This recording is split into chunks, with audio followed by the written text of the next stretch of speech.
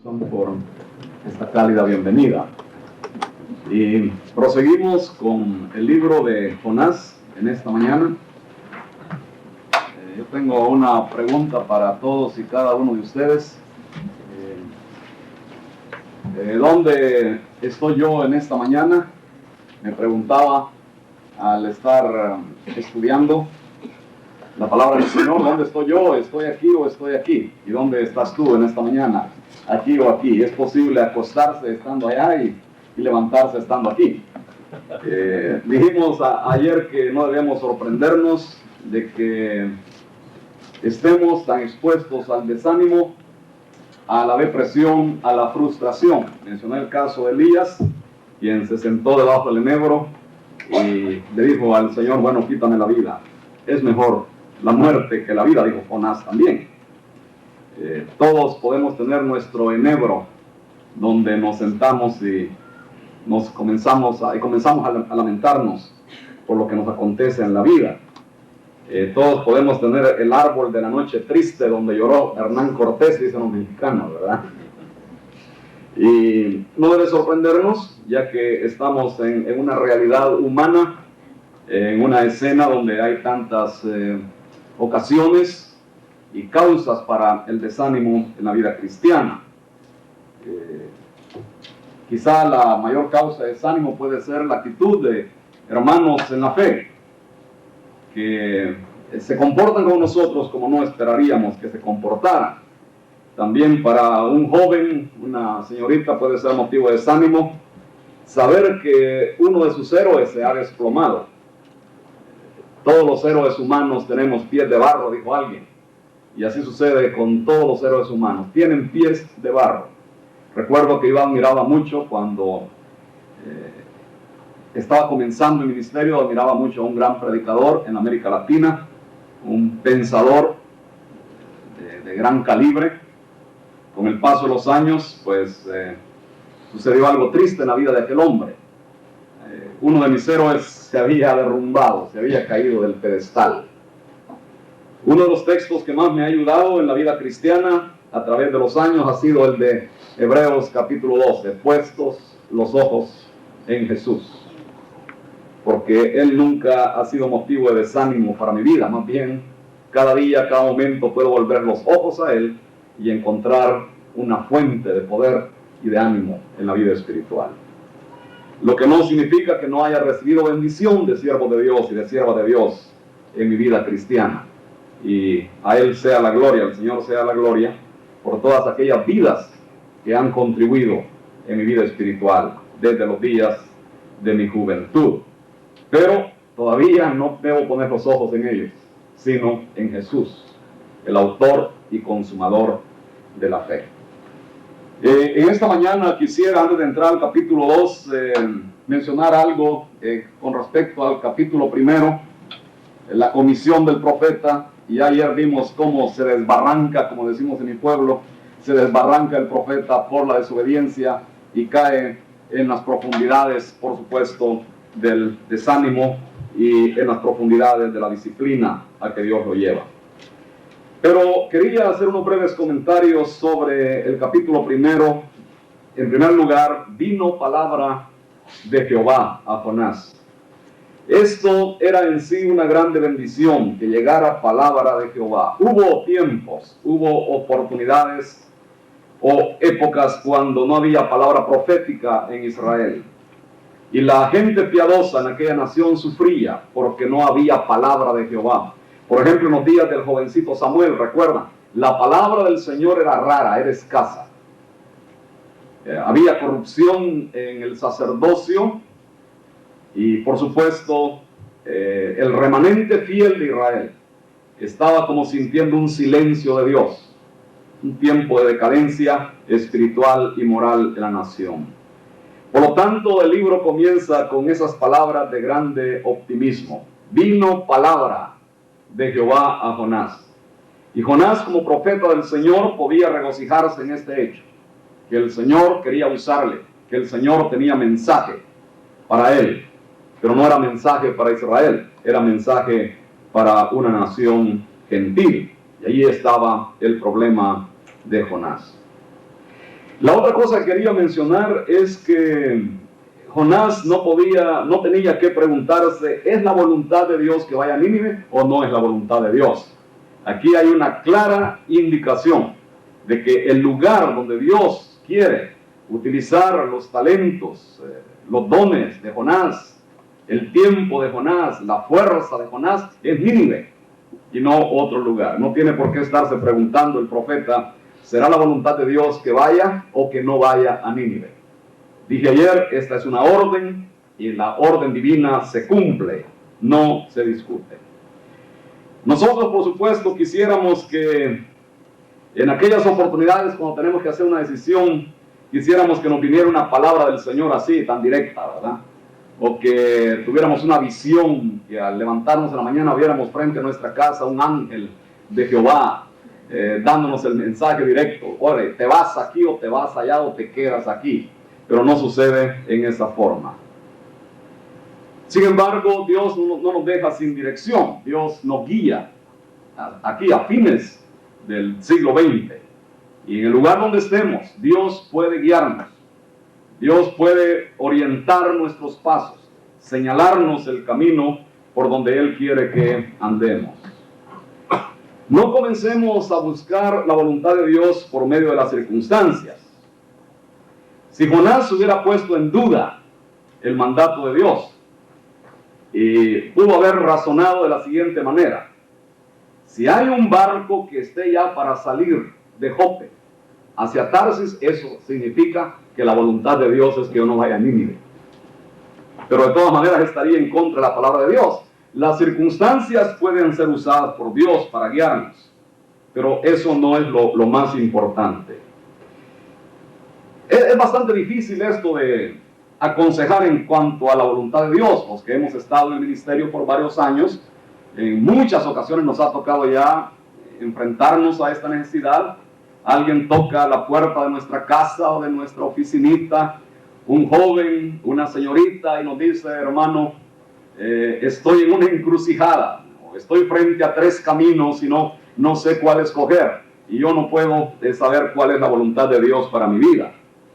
Y no es fácil. Ninguno de nosotros debe pretender ser Dios para decirle a esa persona: esta es la voluntad de Dios para tu vida, si se trata de casos como esos, que tienen que ver con el lugar de ministerio, o con la pregunta famosa: ¿con quién me casaré? ¿verdad?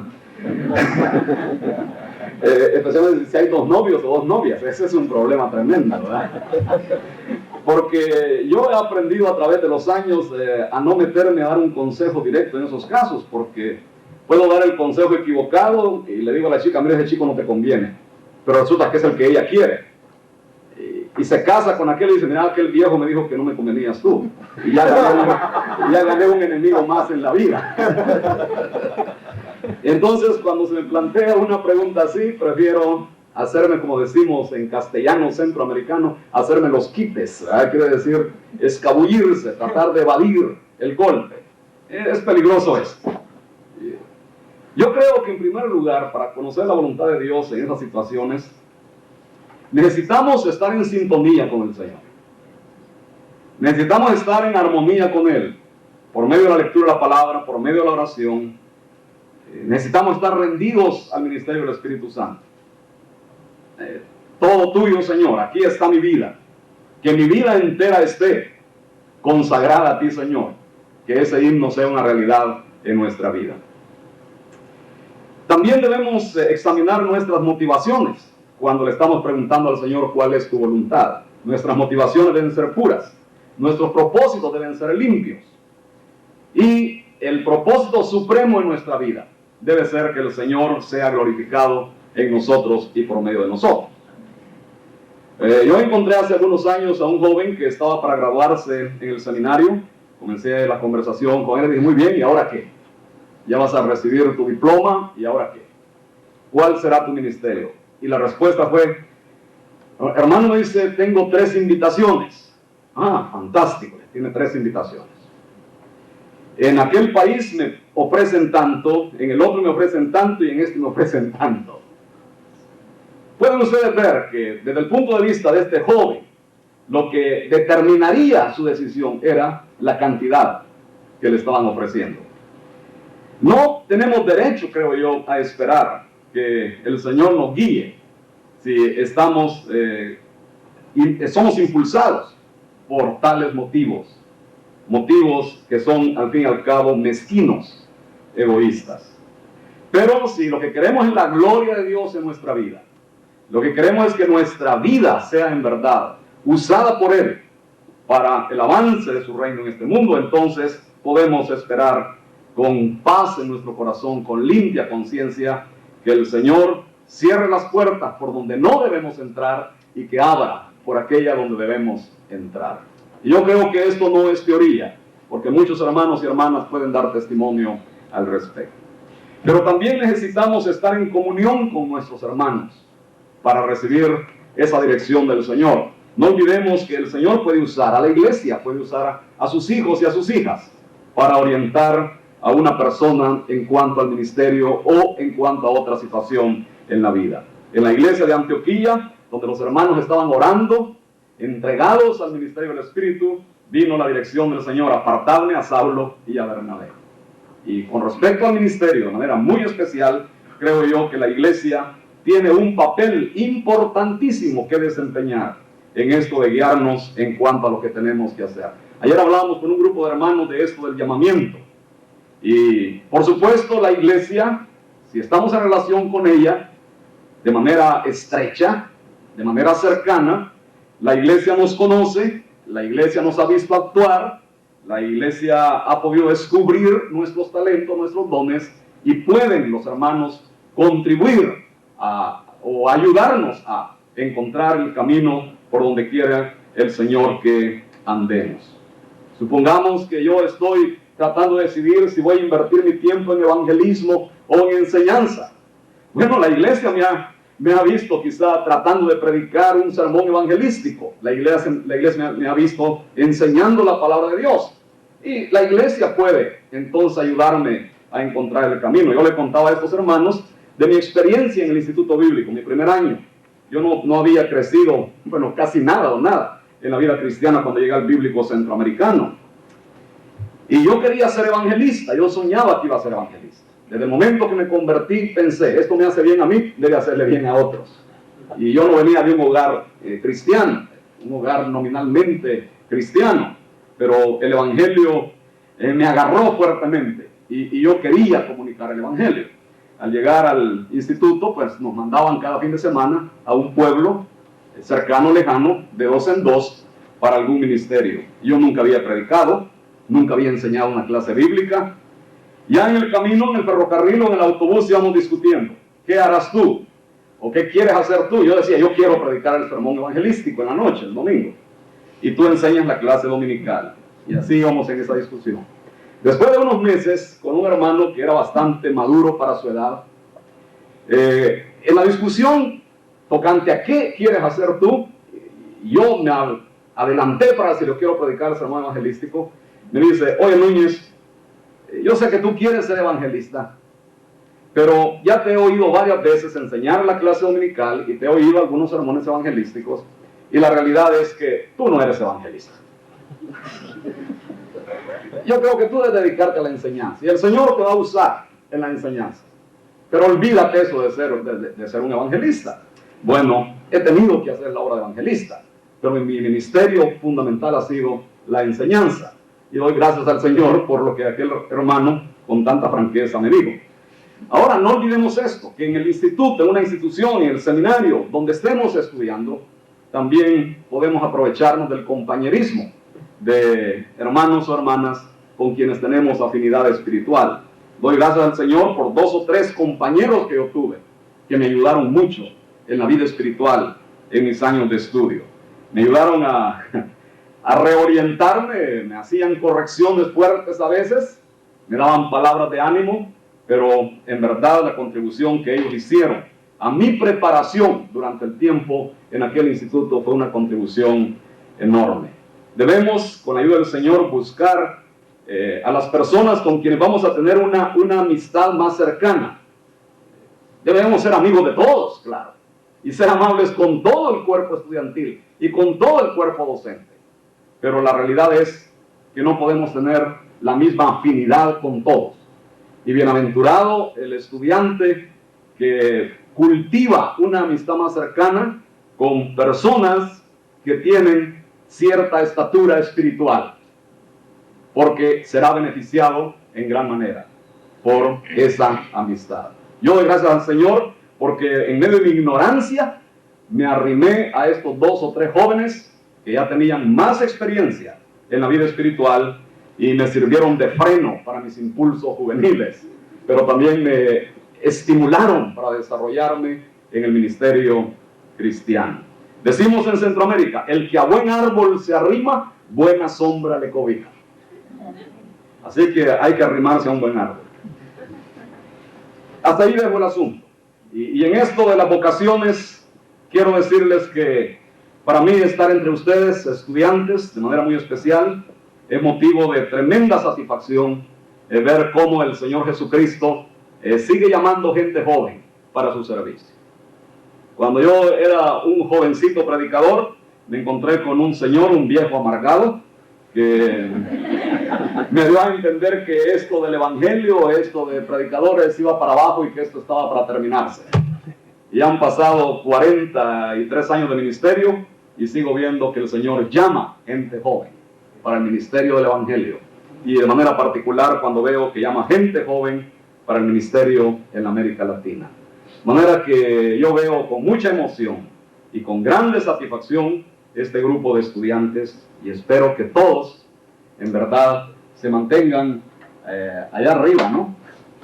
Y cuando venga la tentación al desánimo, procuren surgir en el poder del Señor. Bueno, eso quería decir, y además solamente mencionar de paso que Jonás al fin y al cabo dio testimonio ahí en el barco, ahí en el versículo 9, capítulo 1. Y él respondió: soy hebreo y temo a Jehová, Dios de los cielos, que hizo el mar y la tierra. Y Jonás se dio cuenta que aquellos hombres estaban respondiendo positivamente a Jehová, el Dios de los cielos y tierra. Y Jonás pudo haber dicho: bueno, al fin y al cabo evangelicé a algunos. Pero no era esos que tenía que evangelizar. Tenía que evangelizar a los ninivitas para ser obediente a la voluntad de Dios. Y cuando llegamos al versículo 17, encontramos a Jonás ya en el vientre del pez. Hemos mencionado que el texto no dice una ballena, el texto dice un gran pez. Es en el Nuevo Testamento donde unas versiones antiguas, en el capítulo 12 de Mateo, donde unas versiones antiguas tradujeron ballena, pero en realidad es un gran pez. Ustedes habrán oído ya historias de peces grandes que se han tragado a un ser humano. En el año 61, para citar una noticia así cercana, en el Dallas Morning News, el periódico de la ciudad de Dallas, estaba viviendo yo en aquel tiempo allí, publicó una noticia de algo que sucedió en el año 1891, de un marinero que iba en un barco pesquero, se cayó al mar y se lo tragó una ballena. Aquí sí fue una ballena. Y dice que después de 24 horas encontraron que el marinero estaba inconsciente, pero por supuesto estaba todavía vivo, y que esto demuestra que sí hay grandes peces que pueden tragarse a un ser humano. El escritor menciona que hay ballenas, la ballena más grande dice que tiene una garganta tan estrecha que no se podría tragar a un gato, pero que hay ballenas de otra clase que sí se ha demostrado que pueden tragarse una gran cantidad de alimento, incluyendo a un ser humano.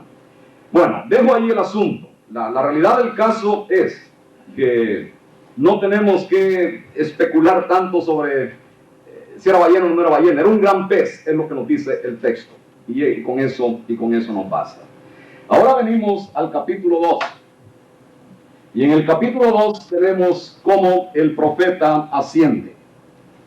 Le llamamos a ese capítulo, o le titulamos la oración del profeta. Antes hemos hablado de la comisión al profeta, de la desobediencia del profeta, de la disciplina para el profeta, y entonces vemos la oración del profeta.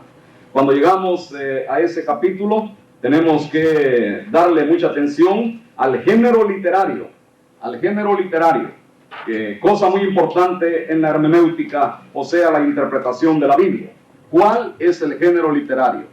Y como mencioné ayer, el género literario es poesía, en este caso. Los otros capítulos del libro de Jonás no son poesía. Eso es muy interesante para la interpretación del libro. Son narración. El género es narración, en tanto que aquí tenemos ya el género poético. Única sección poética en el libro de Jonás, lo hemos dicho ya. También es interesante que cuando llegamos a ese libro, por fin el profeta habla con Dios.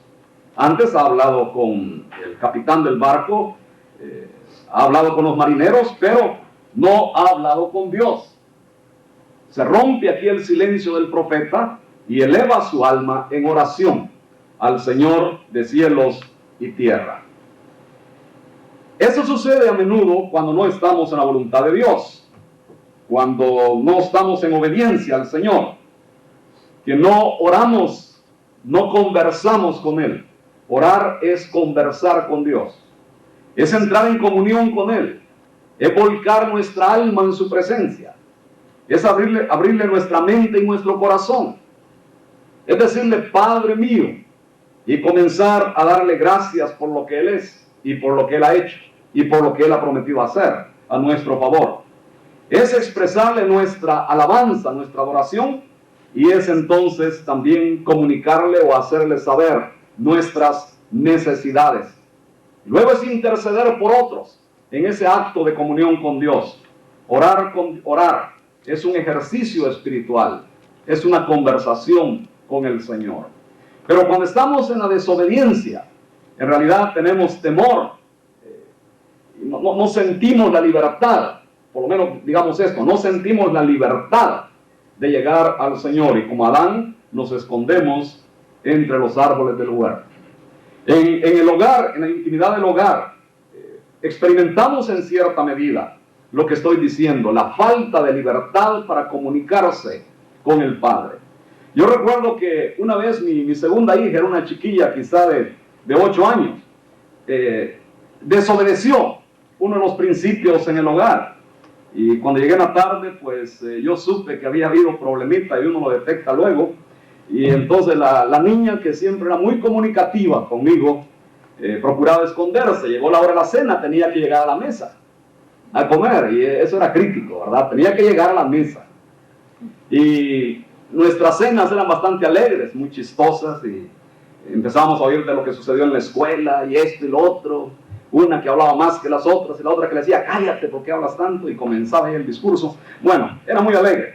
Pero recuerdo esa ocasión, la niña triste, y estaba agachadita, y fue una cena muy triste.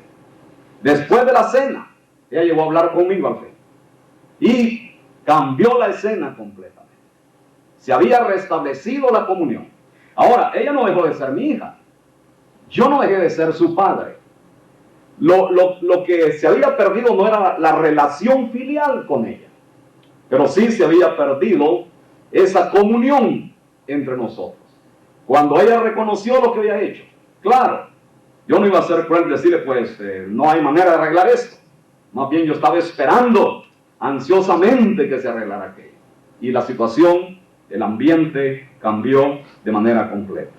Ahora Jonás, en el capítulo 1, francamente está en una situación miserable.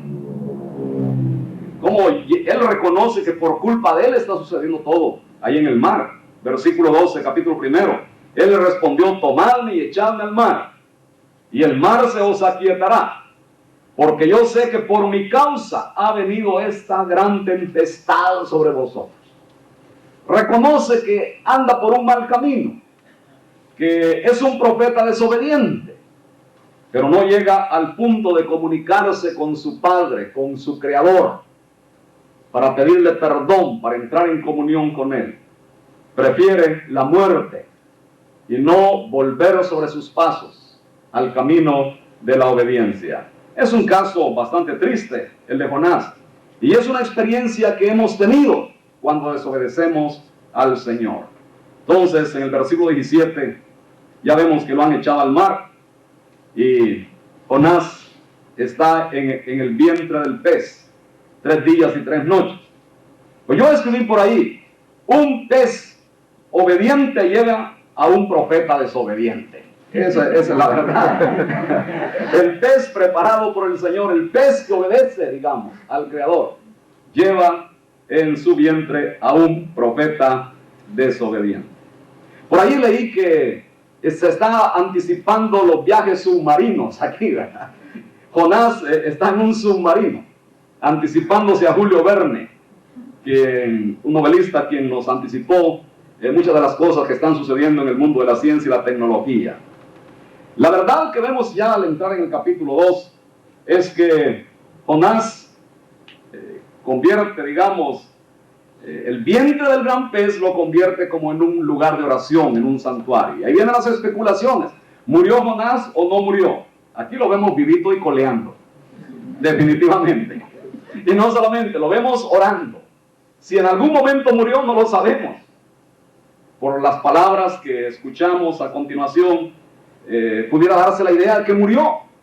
Y dicen los exégetas, los que saben más que nosotros, que todo depende de cómo interpretemos esas palabras. No olvidemos, el género es poético. Y como digo aquí, la oración es un salmo que puede ser como un eco de varios salmos.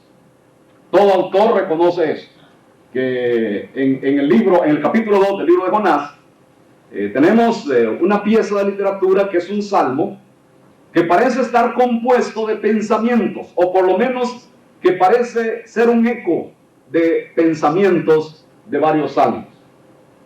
Ya en el Instituto Bíblico, año del Señor, 1945, época prehistórica, me enseñaba mi maestro de Sagrada Escritura que en el libro de Jonás, capítulo 2, parecían resonar esos pensamientos que venían de los salmos. Un siervo de Dios muy conservador en su teología, creyente firme en la inerrancia de la Biblia. Sin embargo, para él no era un escándalo decir que el capítulo 2 de Jonás era como un eco de conceptos, de ideas que venían de los salmos. No recuerdo que él haya discutido cómo afectaba esto la fecha de composición del libro, porque en realidad la fecha de los salmos también es un asunto difícil. Habría que explorar para hallar la relación entre el capítulo 2 de Jonás y los salmos que parecen estar aquí citados. Y entonces habría que estudiar la fecha de cada salmo, cuyo eco se escucha en el capítulo 2 de Jonás. Es un trabajo que nos reta de veras a todos nosotros que creemos en la autoridad de la palabra de Dios. Quiero anticipar esto, que esto afecta que el libro de Jonás, que en el libro de Jonás se citen salmos que pudieron haber sido escritos ya en una época tardía del Antiguo Testamento, no afecta la historicidad del libro. Puede afectar el asunto de la fecha en que se escribió el libro, pero no la historicidad del libro. Espero haberme hecho entender en este asunto, ¿verdad? No afecta la historicidad del libro, pero sí puede influir en cuanto a la fecha en que el libro fue escrito. He copiado una lista que uno de los autores hace, y hay varias listas que he leído por ahí, de posibles salmos que se reflejan en el capítulo 2 del libro de Jonás. Y están ahí los textos, y como dije antes, tendríamos que hacer un estudio minucioso, un estudio a profundidad de cada uno de esos salmos, y luego estudiar la fecha en que pudieron haber sido escritos esas porciones del libro de los salmos. Muy bien, Jonás está orando, va hacia arriba y llega otra vez a la comunión con el Señor. El capítulo 2 del libro de Jonás se puede dividir en dos partes. En primer lugar decimos que no hay peticiones en esa oración. Muy interesante la oración de Jonás. Cuando la examinamos cuidadosamente, no encontramos peticiones en su oración. No se parece a muchas de nuestras oraciones en nuestras iglesias en la América Latina. Yo he dicho a mis hermanos y hermanas allá que algunas de nuestras oraciones parecen esas listas que los niños le hacen a Santa Claus cuando viene la semana, la fiesta de Navidad, ¿verdad? queremos esto y esto y esto y esto y esto y esto y esto y esto. Nada de alabanza, nada de adoración, nada de gratitud. Todo es petición. En contraste con la oración de Jonás, donde no tenemos petición. O en contraste con las oraciones de Pablo en el Nuevo Testamento, donde hay peticiones, pero ¿qué peticiones? Por esta causa doblo mis rodillas delante del Padre, pidiendo que los creyentes sean enriquecidos espiritualmente, que crezcan en amor, que crezcan en el conocimiento del Señor. El apóstol Pablo dobla sus rodillas entonces para pedir en primerísimo lugar por aquello que es de valor eterno, que es de valor espiritual. Lo que no significa que Pablo no tuviera interés en la provisión material para los hermanos y hermanas en Cristo. Pero lo que domina su mente, lo que tiene prioridad en su mente, es el crecimiento espiritual de los hijos y de las hijas de Dios. Bien, entonces, el libro de Jonás, capítulo 2, podemos dividirlo en dos partes. Primero, lo que Dios ha hecho por Jonás. Ha escuchado al profeta. Invoqué en mi angustia a Jehová y él me oyó. Desde el seno del Seol clamé y mi voz oíste. Dios ha escuchado la oración del profeta. El profeta desobediente, aquel que le da las espaldas al Señor y toma la dirección incorrecta. El misionero transcultural que no quiere ser misionero transcultural, que prefiere quedarse en casa, digamos, ministrando al pueblo de Israel. Pero allí, en el vientre de la ballena, en la profundidad del mar, Jonás eleva su alma en oración a Dios y el Señor le oye. Tú eres Dios, tú oyes la oración, dicen los salmos. Y esta es la confianza que tenemos para doblar nuestras rodillas delante de Él. Y aún en las profundidades del fracaso, o en las profundidades del desánimo, de la depresión espiritual, podemos elevar nuestro corazón en oración al Señor y Él nos oye. Él siempre nos oye. Él no cierra sus oídos a la oración de los suyos. No hay razón entonces para que un creyente diga, pues yo quisiera orar al Señor, pero dudo que me oiga. No hay que dudar. Él va a oír. No importa cuán lejos nos hayamos ido del camino de su voluntad. Entonces vemos que el Señor ha disciplinado al profeta. Versículo 3, me echaste a lo profundo, en medio de los mares, y me rodeó la corriente. Todas tus ondas y tus olas pasaron sobre mí. Muy diferente hubiera sido esta oración si Jonás hubiera dicho, esos marinos paganos impíos me echaron al mar. Detrás de la acción de los marinos, Jonás ve la acción de Dios. Es el Señor quien está tratando con el profeta. Aquellas son las circunstancias, son las causas instrumentales que el Señor ha usado para tratar con su siervo Jonás, quien anda en la desobediencia. Por lo tanto, Jonás tiene una percepción tremenda espiritual. No es un chiquillo en la fe, no es un infante, no es un neófito, no es un novicio en las cosas espirituales. Conoce al Dios de los cielos y la tierra. Pero esto es lo que nos sorprende, que con todo el conocimiento que tiene Jonás de lo que es el Señor, todavía cae en la desobediencia. No hay una póliza de seguro en cuanto a esta posibilidad de caer en la desobediencia. No importa que tengamos años, décadas de vida cristiana y de ministerio, todavía podemos rebelarnos contra Dios. Es una lección para mí. Yo estuve hace unos años en una sesión de una organización evangélica y era la primera sesión a que yo asistía. Y lo que me toca es participar en la aceptación de la renuncia del mero jefe de aquella organización. Un hombre de edad madura. Bueno, para mí fue deprimente en cierto modo participar en esa sesión. A la hora del almuerzo fuimos a comer con dos de los colegas de aquel cuerpo directivo y yo era el más viejo en el grupo. Y les dije, hermanos, esta es una lección para nosotros, lo que hemos presenciado en esta mañana. Que ninguno de nosotros está exento de caer en un problema como es. Mire, dice Pablo, el que esté firme, que no caiga.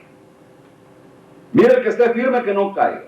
Y a veces nos jactamos diciendo, tengo tantos años de vida cristiana. He predicado el evangelio por décadas.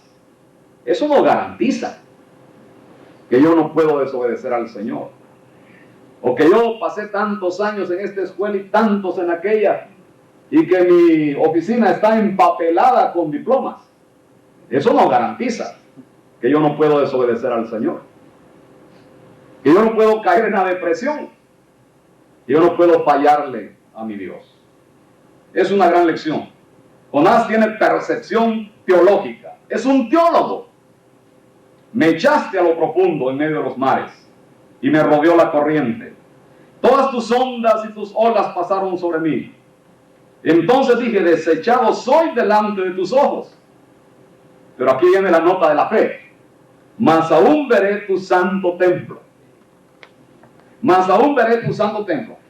Si tomamos esas palabras así, literalmente, y ya dije antes que se nos ha advertido que todo depende de cómo tomemos esas palabras, pero si las tomáramos literalmente, esta expresión nos indicaría que Jonás, habiéndose reconciliado con su Dios, habiéndole pedido perdón a Dios, habiendo llegado al arrepentimiento, Jonás surge de nuevo a la gloria de la fe. Y aunque está en el vientre del gran pez, todavía espera ver el templo del Señor. Las aguas me rodearon hasta el alma, rodeóme el abismo, el alga se enredó mi cabeza. Pobre Jonás, lo que experimentó en la profundidad del mar. Alguien dijo, Jonás vio al pez como su tabla de salvación. Descendí a los cimientos de los montes, la tierra echó sus cerrojos sobre mí para siempre. Y aquí viene la liberación de parte de Dios. Dios ha oído al profeta, Dios ha disciplinado al profeta, Dios libera al profeta. Mas tú sacaste mi vida de la sepultura, oh Jehová Dios mío. Cuando mi alma desfallecía en mí, me acordé de Jehová, y mi oración llegó hasta ti, en tu santo templo. En tu santo templo. Los que siguen vanidades ilusorias, su misericordia abandona.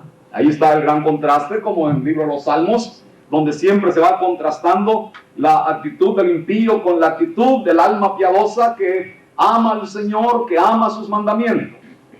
Son los impíos los que, estando lejos de Dios, se ven abandonados de las bendiciones del Creador. Pero Jonás, en esa situación, ha implorado al Señor, se ha acordado de Jehová y por fe ya ve su liberación. Entonces, la segunda parte del capítulo de lo que nos habla es de lo que Jonás promete hacer. Lo que Jonás o lo que el profeta promete hacer. Habría que hacer un estudio más minucioso, por supuesto, como dije, de ese capítulo. Habría que determinar de una vez cómo vamos a interpretar ese lenguaje poético.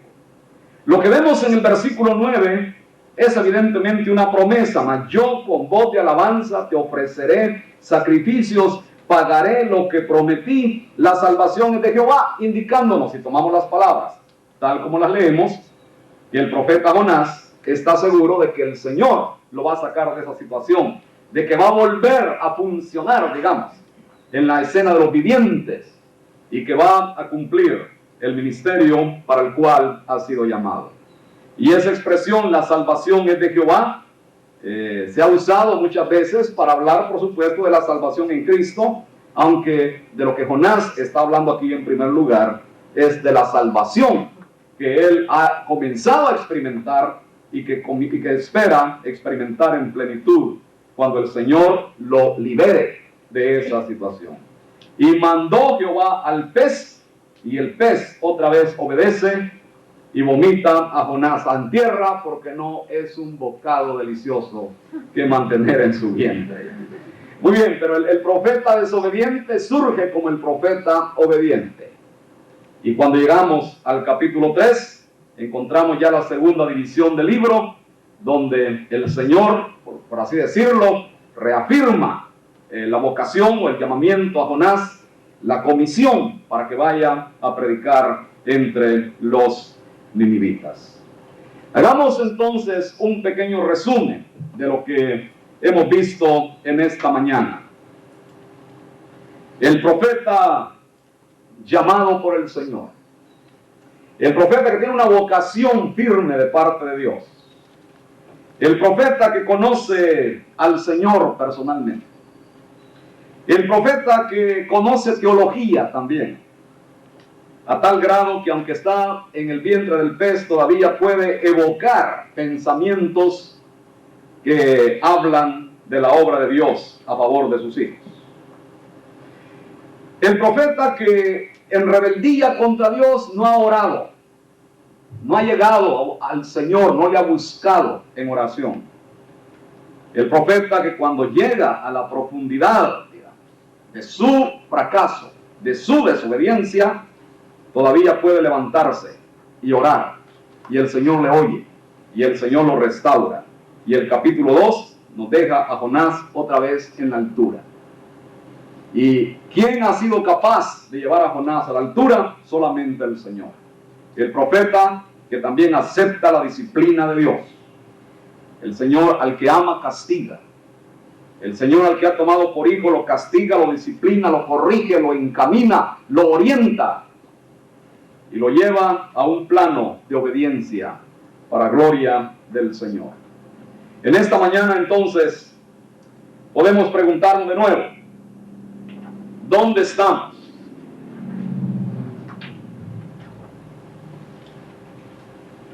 ¿Dónde estamos en esta mañana? Es hermoso llegar al capítulo 2 de Jonás y encontrar que por medio de la oración se levanta en alas de la fe a la restauración que el Señor da. Ahora, estas lecciones que hemos subrayado, que tienen que ver con la vocación, con el llamamiento, con la búsqueda de la voluntad de Dios, esto se vuelve inteligible, y con eso voy a terminar. Esto se vuelve inteligible de manera especial para el que ha recibido en verdad el llamamiento para dedicar su vida al ministerio, al servicio del Señor. Quiero subrayar esto, y ustedes lo saben muy bien. Todos nosotros los cristianos somos llamados a servirle al Señor de tiempo completo. Definitivamente. Servirle al Señor de tiempo completo en el hogar, en la escuela, en la oficina, en el trabajo, en el vecindario, donde quiera que estemos. Somos llamados a ser cristianos de 24 horas al día, 7 días a la semana. Toda la vida. Eso de tiempo completo se aplica a todo aquel que ha aceptado a Cristo como su Salvador. Aún en el tiempo libre. Aún en el tiempo de vacaciones, de estudio, de trabajo. Tenemos que ser siervos del Señor. Y las hermanas tienen que ser siervas del Señor. Habiendo dicho eso, tenemos que reconocer que también el Señor llama a algunas personas para lo que llamamos el ministerio del Evangelio o el servicio cristiano como una carrera, digámoslo, aunque no me gusta la palabra, pero digámosla, como una profesión. Perdonen la referencia personal, pero eso me ayuda a ilustrar. En el año 1943 yo estaba trabajando como maestro de escuela elemental. Yo soñaba con hacer mi carrera en el Magisterio Nacional. Pero es en ese año cuando vino esa carga del Señor, que yo debía dedicarme a la predicación de su palabra. Entonces para mí significó cambiar de rumbo, dejar aquella carrera y seguir otra. E irme a un instituto bíblico y prepararme para una vida de servicio a Dios. Yo podía haber sido un maestro cristiano 24 horas al día, de tiempo completo como maestro, como miembro del Magisterio Nacional. Pero vino ese llamamiento especial para que yo no siguiera pensando ya en términos de ser maestro en las escuelas públicas o en colegios privados, sino que yo pensara en términos de dedicar mi tiempo al ministerio, como una profesión, digamos. como una carrera. Y gracias al Señor que la convicción fue muy clara, muy fuerte. Mi esposa, estábamos recién casados, me ayudó mucho, porque ella sí viene de un hogar cristiano, tenía más conocimiento que este servidor de las cosas espirituales. Me ayudaron mis suegros, y me ayudó un misionero que llegó de pastor interino a la iglesia, un hombre que me ayudó, y no solo me ayudó, me empujó. Me dijo: he sabido que usted ha querido estudiar para el ministerio. Sí, pero no se me abrieron puertas, y mi novia y yo decidimos casarnos, y muy felices, como dicen los cuentos de hadas. Entonces me dijo: yo sí le abro puertas para estudiar. Y no me soltó ese hombre. Entonces el Señor usó elementos humanos, factores humanos, para confirmarme y para orientarme en cuanto al ministerio. Al llegar a la institución, llegué por la gracia del Señor con esa convicción. Yo había dejado mi carrera para seguir otra carrera. Y desde entonces para mí ha sido muy claro en mi vida que el Señor quería que yo siguiera este camino. En esa forma quiero yo pues aclarar hasta donde pueda esa diferencia. Todos llamados a servicio completo, pero no todos llamados a formar ese grupo de personas que toman el ministerio como una carrera en esta vida. También quiero decir, y perdonen, pero cuando vengo aquí, como cuando voy a otros seminarios, el cuerpo estudiantil me subyuga, ¿verdad? Yo me olvido que están tomando video, que estamos en la radio. Yo sigo conversando con ustedes. También creo yo que el hecho de estudiar en una institución como esta, como otras similares, el hecho de graduarse, de tener un diploma, no significa necesariamente que ya la persona va a funcionar de tiempo completo, como se dice. Que ya esta persona va a seguir esa carrera ministerial.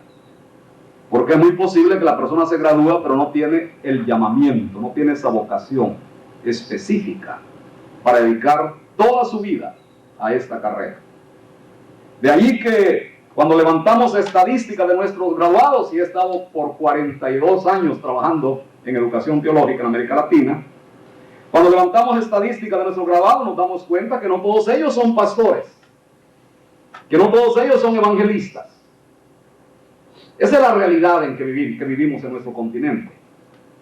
Hace, una semana estuve hablando con un anciano presbiteriano, un anciano gobernante de una iglesia presbiteriana ahí en Guatemala. Me dice: se nos va el pastor. Y la iglesia presbiteriana aquí me dice, produce al menos 40 graduados cada año, a nivel de seminario, con un título. Pero no hallamos un pastor, y se nos va el pastor. Y ustedes están produciendo ahí en el CETECA, están produciendo cada año, están produciendo también. ¿Y dónde están los pastores? Hace ya muchos años llegué a la convicción de que nuestro seminario no es fábrica de pastores. Y creo que este seminario no es fábrica de pastores. No es como hacer salchicha, dijo un hermano hablando un poco pesado. Meter carne aquí, darle vuelta a la maquinilla y ya salen las salchichas. No es así. Gracias a Dios, cuando la estadística de nuestra escuela demuestra que la inmensa mayoría de nuestros graduados están sirviendo al Señor conforme a sus talentos, a su capacidad. Y mi tesis de educación teológica es que en un seminario, con la ayuda del Señor, damos la preparación que Él nos permita dar, ponemos en manos de los estudiantes las herramientas que podrán utilizar según sus talentos, su vocación y las oportunidades que Dios les dé para servir. De allí que hoy día, pues, de los seminarios salen no solo pastores, salen administradores, salen trabajadores para la radio y aún para la televisión. Es una variedad de ministerios que tenemos ahora en América Latina, y por eso debemos darle gracias al Señor. Cuando ese servidor se preparó, el único canal por el cual podíamos irnos para servir al Señor era el pastorado. Y se nos preparaba para ser pastores. Pero algunos salían, decíamos, bien, acepto ese pastorado. En menos de un año ya se habían ido al fondo.